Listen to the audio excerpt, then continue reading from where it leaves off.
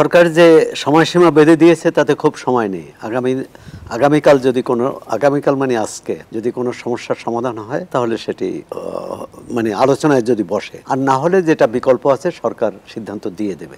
সেক্ষেত্রেও রাজনৈতিক দলগুলোকে আস্থায় নিয়ে দিতে হবে, তাদের সাথে আলোচনা করে তাদের মনোভাব জেনে।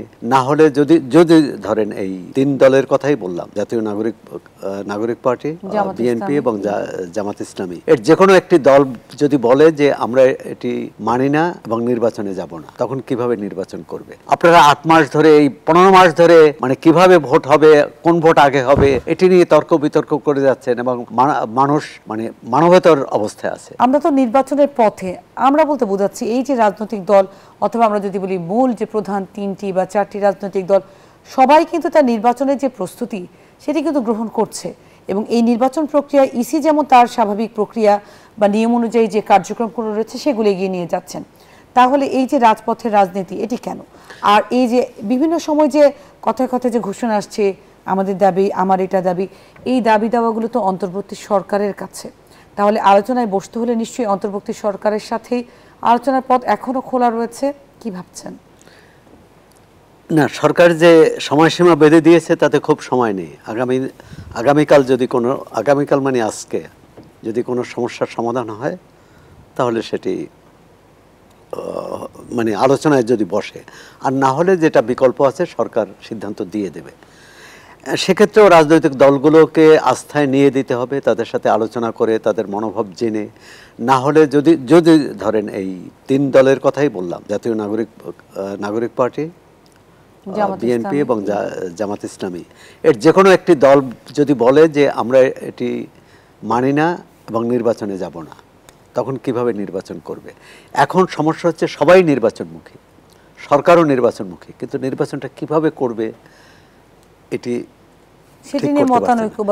মতানৈক্য না, এটি নিয়ে নিজেদের আত্মবিশ্বাসের অভাব।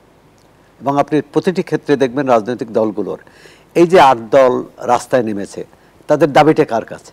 সরকারের কাছে। তো সরকারের কাছে তো স্মারকলিপি দিলেই হয়, কথা বললেই হয়।